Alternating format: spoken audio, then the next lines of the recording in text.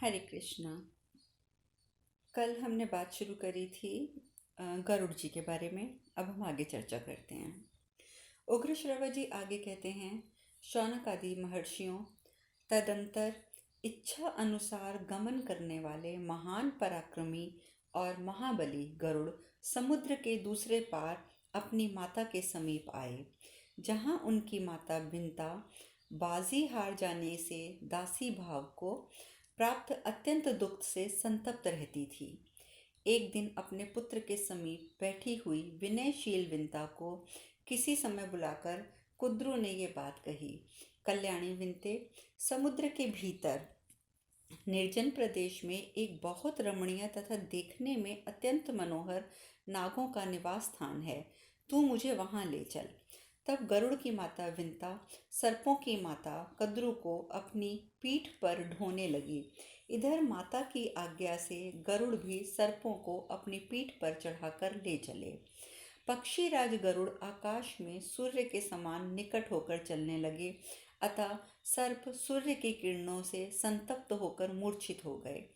अपने पुत्रों की इस दशा को देखकर कुद्रू इंद्र की स्तुति करने लगी। संपूर्ण देवताओं के ईश्वर, तुम्हें नमस्कार है। बलसूदन, तुम्हें नमस्कार है। तुम सूर्य के ताप से संतप्त हुए सर्पों को जल से नहलाकर नौका की भांति उनके रक्षक हो जाओ। अमरोत्तम, तुम ही हमारे सबसे बड़े रक्षक हो। पुरंदर, तुम अधिक से अधिक जल बरसाने की शक्ति रखते हो। तुम ही बादलों को छिन्न भिन्न करने वाले हो और विद्वान पुरुष तुम्हें ही महामेघ कहते हैं। संसार में जिसकी तुलना नहीं है वह भयानक वज्र तुम ही हो। तुम ही भयंकर गर्जना करने वाले बलाहक प्रलयकालीन मेघ हो। तुम ही संपूर्ण लोगों की सृष्टि और संहार करने वाले हो। तुम कभी परास्त नहीं होते हो।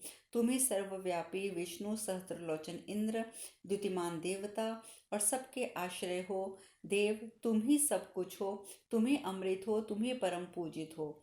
इस प्रकार से उन्होंने इंद्रदेव की स्तुति करनी आरंभ करी।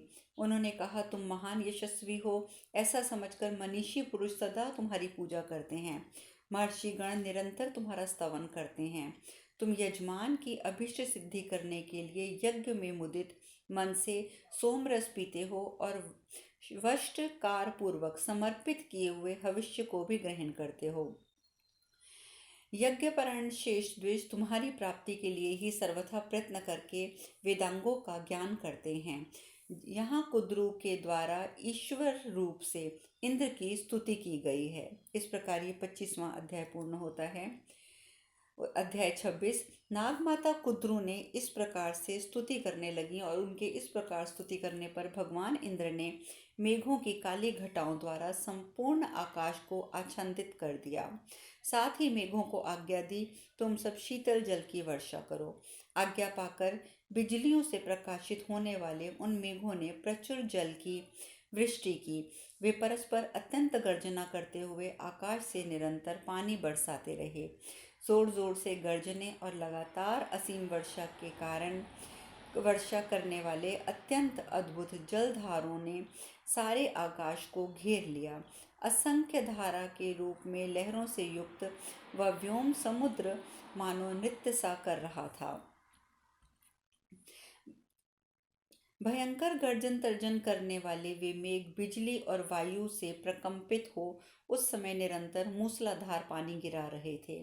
उनके द्वारा आच्छादित आकाश में चंद्रमा और सूर्य की किरणें भी अदृश्य हो गई थी। इंद्रदेव के इस प्रकार वर्षा करने पर नागों को बड़ा हर्ष हुआ। पृथ्वी पर सब और पानी ही पानी भर गया। वह शीतल और निर्मल जल रसातल तक पहुंच गया। उस समय सारा भूतल जल की असंख्य तरंगों से आच्छादित हो गया था। इस प्रकार वर्षा से संतुष्ट हुए सर्प अपनी माता के साथ रमणीय द्वीप में आ गए। अध्याय 26 पूर्ण हुआ। अध्याय 27। उग्रश्रवा जी आगे कहते हैं कि गरुड़ पर सवार होकर यात्रा करने वाले वे नाग उस समय जलधारा से नहाकर अत्यंत प्रसन्न हो शीघ्र ही रमणीय द्वीप जा पहुँचे। विश्वकर्मा जी के द्वारा बनाए हुए उस द्वीप में, जहाँ अब मगर निवास करते थे, जब पहली बार नाग आए तो उन्हें वहां भयंकर लवणासुर का दर्शन हुआ। सर्प गरुड़ के साथ उस द्वीप में मनोरम वन में आए जो चारों ओर से समुद्र द्वारा घिरकर उसके जल से अभिषिक्त हो रहा था। वहां झुंड के झुंड पक्षी कलरव कर रहे थे। विचित्र फूलों और फलों से भरी हुई वन श्रेणियां उस दिव्य वन को घेरे हुई थी। वह वन बहुत ही रमणीय भवनों, कमल युक्त सरोवरों से आवृत था। स्वच्छ जल वाले कितने ही दिव्य सरोवर उसकी शोभा बढ़ा रहे थे और दिव्य सुगंध का भार वहन करने वाली पवन वायु मानो वहां च्यवन डुला रही थी। वहां ऊंचे ऊंचे मलयज वृक्ष ऐसे प्रतीत होते थे मानो आकाश में उड़े जा रहे हों। वे वायु के वेग से विकंपित होकर फूलों की वर्षा करते हुए उस प्रदेश की शोभा बढ़ा रहे थे। हवा के झोंकों से एक दूसरे से वृक्षों के फूल झड़ रहे थे, मानो वहां के वृक्ष समूह वहां उपस्थित सभी नागों पर फूलों की वर्षा करते हुए उनको अर्घ्य दे रहे हों। वह दिव्य वन हृदय को हर्ष बढ़ाने वाला था। गंधर्व और अप्सराएं उसे पसंद करती थीं। मतवाले भ्रमर वहां सब और गूंज रहे थे। अपनी मनोहर छटा के द्वारा वह अत्यंत दर्शनीय जान पड़ता था। वह वन रमणीय, मंगलकारी, पवित्र होने के साथ साथ लोगों के मन को मोहने वाले सभी गुणों से युक्त था। भांति भांति के पक्षियों के कलरवों से व्याप्त वह परम सुंदर होने के कारण कुद्रु के पुत्रों को का आनंद वह वन बढ़ा रहा था। उस वन में पहुंचकर वे सर्प उस समय सब और विहार करने लगे और महापराक्रमी पक्षीराज गरुड़ जी से इस प्रकार बोले, खेचर, तुम आकाश में उड़ते समय बहुत ही रमणीय प्रदेश देखा करते हो, अतः हमें निर्मल जल वाले किसी दूसरे रमणीय द्वीप में ले चलो। गरुड़ ने कुछ सोचकर अपनी माता विंता से पूछा, माँ, क्या कारण है कि मुझे सर्पों की आज्ञा का पालन करना पड़ रहा है? विंता बोली, बेटा पक्षीराज, मैं दुर्भाग्यवश सौत की दासी हूँ। इन सर्पों ने छल करके मेरी जीती हुई बाजी को पलट दिया था।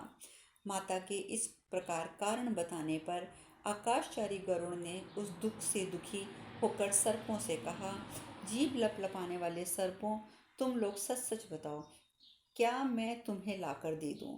किस विद्या का लाभ करा दूं? अथवा यहाँ कौन सा पुरुषार्थ करके दिखाऊं जिससे तुम मुझे और मेरी माता को तुम्हारी दासता से छुटकारा प्राप्त करवा सको? उग्रश्रवा जी कहते हैं, गरुड़ की इस प्रकार बात सुनकर सर्पों ने कहा, गरुड़, तुम पराक्रम करके हमारे लिए अमृत ला दो। इससे तुम्हें दास्य भाव से छुटकारा मिल जाएगा, अर्थात हमारी माता तुम्हारी माता को और तुम्हें दास्य भाव से मुक्त कर देगी। 27वां अध्याय पूर्ण। 28 अध्याय। उग्रश्रवा जी कहते हैं, सर्पों की बात सुनकर गरुड़ अपनी माता से बोले, माँ, मैं अमृत लेने जा रहा हूँ, किंतु मेरे लिए भोजन सामग्री क्या होगी यह मैं जानना चाहता हूँ। विंता ने कहा, समुद्र के बीच में एक टापू है जिसके एकांत प्रदेश में निषादों यानी कि जीव हिंसों का निवास है। वहाँ सहस्त्रों निषाद रहते हैं, उन्हीं को मारकर खा लो और अमृत ले आओ। किंतु तुम्हें इस प्रकार ब्राह्मण को मारने का विचार नहीं करना चाहिए, क्योंकि ब्राह्मण समस्त प्राणियों के लिए अवध्य हैं। वह अग्नि के समान दाहक होते हैं। कुपित हुआ ब्राह्मण अग्नि, सूर्य, विष एवं शस्त्र के समान भयंकर होता है। ब्राह्मण को समस्त प्राणियों का गुरु कहा गया है। इन्हीं रूपों में सत्पुरुषों के लिए ब्राह्मण आदरणीय माना गया है। तात, तुम्हें क्रोध आ जाए तो भी ब्राह्मण की हत्या से सर्वथा दूर ही रहना चाहिए। ब्राह्मणों के साथ किसी प्रकार का द्रोह नहीं करना चाहिए। अनग कठोर व्रत का पालन करने वाले ब्राह्मण क्रोध में आने पर अपराधी को जिस प्रकार जलाकर भस्म कर देते हैं, उस तरह अग्नि और सूर्य भी नहीं जला सकते। इस प्रकार विविध चिन्हों के द्वारा तुम्हें ब्राह्मण को पहचान लेना चाहिए। ब्राह्मण समस्त प्राणियों में अग्रज हैं, वह वर्णों में श्रेष्ठ हैं, पिता और गुरु हैं। गरुड़ ने पूछा, माँ, ब्राह्मण का रूप कैसा होता है, उसका शील स्वभाव कैसा होता है तथा उसमें कौन सा पराक्रम है? वह देखने में अग्नि जैसा जान पड़ता है अथवा सौम्य दिखाई देता है? माँ, जिस प्रकार शुभ लक्षणों द्वारा मैं ब्राह्मण को पहचान सकूं, वह उपाय मुझे बताओ। विंता बोली, बेटा, जो तुम्हारे कंठ में पड़ने पर अंगार की तरह जलाने लगे और मानो बंसी का कांटा निगल लिया हो, इस प्रकार कष्ट देने लगे, उसे वर्णों में श्रेष्ठ ब्राह्मण समझना। क्रोध में भरे होने पर भी तुम्हें ब्रह्महत्या नहीं करनी है। विंता ने पुत्र के प्रति स्नेह होने के कारण पुनः अपने पुत्र से इस प्रकार कहा, बेटा, जो तुम्हारे पेट में पच ना सके, उसे ब्राह्मण जानना। पुत्र के प्रति स्नेह होने के कारण विंता ने पुनः इस प्रकार कहा।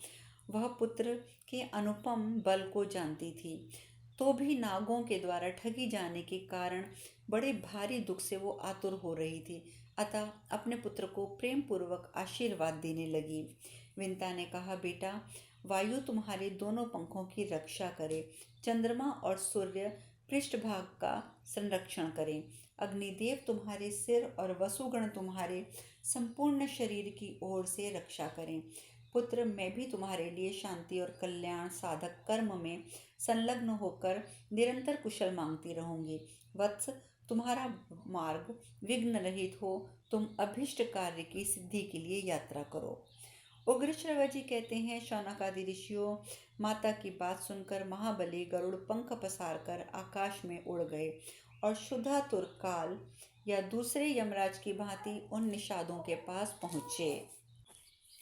उन निषादों का संहार करने के लिए उन्होंने उस समय इतनी अधिक धूल उड़ाई जो पृथ्वी से आकाश तक छा गई। वहां समुद्र की कुक्षी में जो जल था, उसका शोषण करके उन्होंने समीपवर्ती पर्वतीय वृक्षों को भी विकंपित कर दिया। इसके बाद पक्षीराज ने अपना मुख बहुत बड़ा कर लिया और निषादों का मार्ग रोककर खड़े हो गए। तदंतर में वे निषाद उतावली में पड़कर उसी ओर भागे जिधर सर्पभोजी गरुड़ का मुख था। जैसे आंधी से कंपित वृक्ष वाले वन में पवन और धूल से विमोहित एवं पीड़ित सहस्त्रों पक्षी उन्मुक्त आकाश में उड़ने लगते हैं, उसी प्रकार हवा और धूल से वर्षा से बेसुध हुए हजारों निषाद गरुड़ के खुले हुए अत्यंत विशालकाय मुख में समा गए। तत्पश्चात शत्रुओं को संताप देने वाले अत्यंत चपल महाबली शुद्धातुर पक्षीराज गरुड़ ने मछली मारकर जीविका चलाने वाले उन अनेकों अनेक निषादों का विनाश करने के लिए अपने मुख को संकुचित कर लिया। अध्याय पूर्ण। उग्रश्रवा जी आगे कहते हैं, निषादों के साथ एक ब्राह्मण भी भार्य सहित गरुड़ के कंठ में चला गया था। वह दहकते हुए अंगार की भांति जलन पैदा करने लगा। तब आकाशचारी गरुड़ ने उस ब्राह्मण से कहा, द्विजश्रेष्ठ, तुम मेरे खुले हुए मुख से जल्दी निकल जाओ। ब्राह्मण पाप नारायण ही क्यों ना हो, वो मेरे लिए सदैव अवध्य है। ऐसी बात कहने वाले गरुड़ जी ने से वह ब्राह्मण बोला, यह निषाद जाति की कन्या मेरी भार्या है, अतः मेरे साथ यह भी निकले तभी मैं निकल सकता हूँ। गरुड़ जी बोले, ब्राह्मण, तुम इस निषाद को भी लेकर जल्दी निकल जाओ। तुम अभी तक मेरी जठाग्नि के तेज से पचे नहीं हो, अतः शीघ्र अपने जीवन की रक्षा करो। उग्रश्रवा जी आगे बताते हैं, ऐसा कहने पर वह ब्राह्मण निषाद सहित गरुड़ के मुख से निकल आए और उन्हें आशीर्वाद देकर अभीष्ट देश को चले गए। भार्या सहित उस ब्राह्मण के निकल जाने पर पक्षीराज गरुड़ पंख फैलाकर मन के समान तीव्र वेग से आकाश में उड़े। तदंतर उन्हें अपने पिता कश्यप जी का दर्शन हुआ। उनके पूछने पर अम्यात्मा गरुड़ ने पिताजी से यथोचित कुशल समाचार कहा। महर्षि कश्यप उनसे इस प्रकार बोले। कश्यप जी ने पूछा, बेटा, तुम लोग कुशल तो हो ना? विशेषतः प्रतिदिन भोजन के संबंध में तुम्हें कोई विशेष सुविधा तो नहीं है क्या? मनुष्य लोक में तुम्हारे लिए पर्याप्त अन्न मिल जाता है? गरुड़ जी ने कहा, मेरी माता सदा कुशल से रहती है, मेरे भाई और मैं दोनों कुशल हैं, परंतु पिताजी, पर्याप्त भोजन के विषय में तो सदा मेरे लिए कुशल का अभाव ही है। मुझे सर्पों के ने उत्तम अमृत लाने के लिए भेजा है। माता को दासीपन से छुटकारा दिलाने के लिए आज मैं निश्चय ही उस अमृत को लाऊंगा। भोजन के विषय में पूछने पर माता ने कहा, निषादों का भक्षण करो। परंतु हजारों निषाद खा लेने पर भी मुझे तृप्ति नहीं हुई है। अतः भगवान, आप मेरे लिए कोई दूसरा भोजन बताइए। प्रभो, वह भोजन ऐसा हो जिसे खाकर मैं अमृत लाने में समर्थ हो सकूं। मेरी भूख प्यास को मिटा देने के लिए आप पर्याप्त भोजन बताइए। कश्यप जी बोले, बेटा, यह महान पुण्यदायक सरोवर है जो देवलोक में भी विख्यात है। उसमें एक हाथी नीचे की ओर मुंह किए सदा सूंड से पकड़कर एक कछुए को खींचता रहता है। वह कछुआ पूर्व जन्म में उसका बड़ा भाई था। दोनों में पूर्व जन्म का बैर बैर चला आ रहा है। उनमें यह वैर क्यों और कैसे हुआ तथा उन दोनों के शरीर की लंबाई चौड़ाई और ऊंचाई कितनी है, ये सारी बातें मैं तुम्हें ठीक ठाक बताता हूँ, तुम ध्यान से सुनो। पूर्व काल में विभावसु नाम से एक प्रसिद्ध महर्षि थे। वे स्वभाव से बड़े क्रोधी थे। उनके छोटे भाई का नाम सुप्रतीक था। वे भी बड़े तपस्वी थे। महामुनि सुप्रतीक अपने धन को बड़े भाई के साथ एक जगह नहीं रखना चाहते थे। सुप्रतीक प्रतिदिन बंटवारे के लिए आग्रह करते रहते थे। तब एक दिन बड़े भाई विभासु ने सुप्रतीक से कहा, भाई, तुम में मनुष्य मोहवश सदा धन का बंटवारा करने की इच्छा रहती है। तदंतर बंटवारा हो जाने पर धन के मोह में फंसकर वे एक दूसरे के विरोधी होकर परस्पर क्रोध से रहने लगे। वे सर्व स्वार्थपरायण मूढ़ मनुष्य अपने धन के साथ साथ जब अलग अलग हो जाते हैं और जब उनकी यह अवस्था जानकर शत्रु भी मित्र रूप में आकर मिलते हैं और उनमें भेद डालते रहते हैं, दूसरे लोग उनमें फूट डालते हैं। अब समय पूर्ण हुआ, आगे की कथा कल करेंगे। हरे कृष्णा, हरे कृष्णा।